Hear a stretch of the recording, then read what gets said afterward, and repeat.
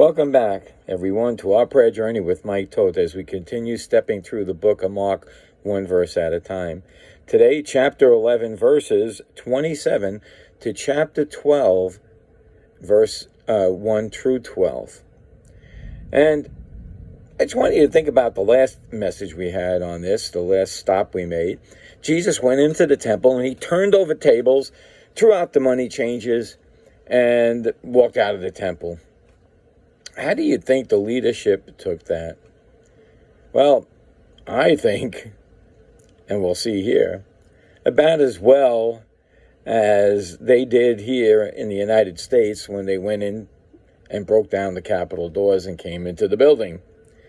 But this was done just by one man, by Jesus. And Jesus now is really going to be hated. They're going to really want to take him out. And we're going to see that here as we read the first two verses in chapter 11, verse 27 and 28.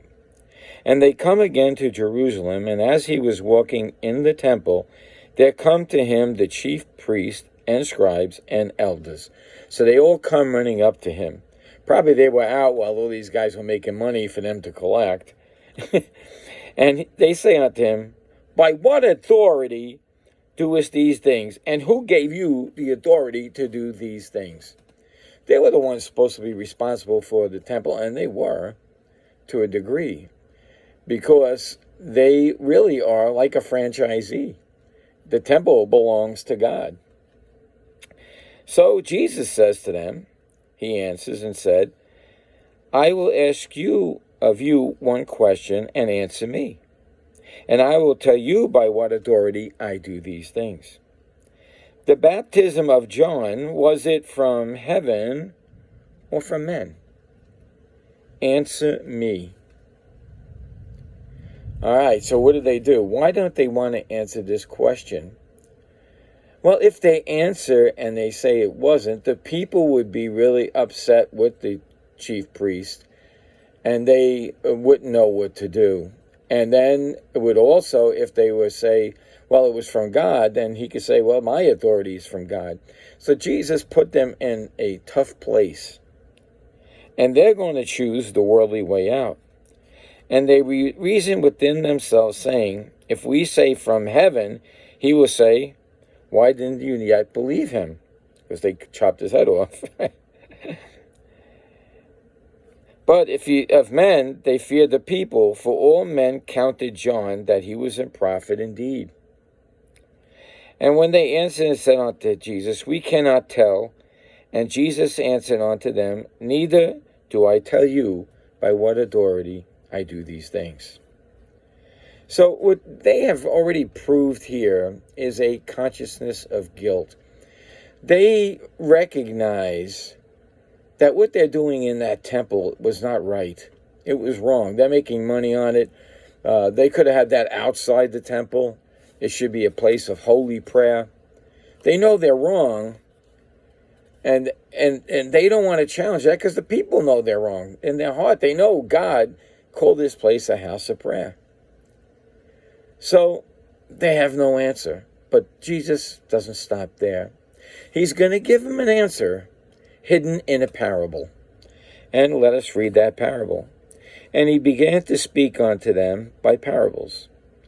A certain man planted a vineyard, and set a hedge about it, and digged a place for the wine fat, and built a tower, and let it out to a husband, and went into a far country.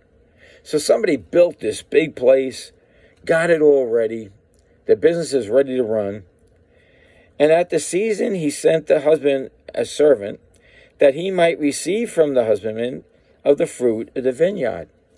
So the caretaker of the vineyard, or just to know what this really is, the Pharisees and the temple, the caretakers of it, didn't want to give unto God what was God's, and they wanted to keep what God was bringing in, the money. And he caught him and beat him and sent him away empty. So the person that came to collect what was due, minus the fees for running the building, they sent out. And again he sent unto him another servant, And him they cast stones, and wounded him in the head, and sent him away shamefully handled. And again he sent another, and him they killed, and many others, beating some and killing some. Having yet therefore one son, his well-beloved, he sent him also last unto them, saying, They will reverence my son. So we have seen they've mistreated everybody. Now, he wasn't coming to take the whole thing away from him, just what was due. And what happens? But those husbandmen said among themselves, This is the heir. Come, let us kill him, and the inheritance shall be ours. You see, what had happened, they were waiting for a Messiah, but they didn't want the Messiah. They wanted to be the established religion now until eternity. They were robbing from God what was God's.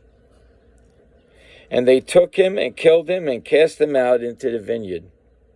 This is a foretelling of what's going to happen to Jesus. What shall therefore the Lord of the vineyard do?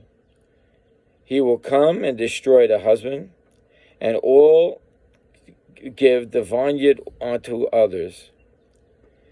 And this he's talking about, again, remember Jesus cursed the fig tree? Said that Israel will no longer be able to give out fruit, not until the end times, which I read to you in another verse about the end time prophecy. And he says, Have you not read the scripture? The stone which the builders rejected is become the head and the corner. This was the Lord's doing, and it is marvelous in our sight. Jesus is the stone. Jesus is the temple of the living God. They just blew it. They lost it. They didn't want to accept Jesus. They're going to bring him to the cross, and the vineyard's going to be given to another. It's going to be given to Christianity. And the Jews will be saved when they get provoked to jealousy because they look what they lost and see the joy that are in the Christians that run it. You know, the sad thing is, some of these same things that have happened to Judaism are happening to our churches today. They're pushing God out more and more. But there's an invisible church, and God's going to come, and he's going to take this church out, and he will judge on this earth until the payment is rendered for the violence due to his people. And they sought to lay hold on him, but feared the people, for they knew that he had spoken the parable against them. And they left him and went on the way. This parable is so clear that does not need any explanation. It is all laid out before the Pharisees. So when the temple 70 years later is taken down, or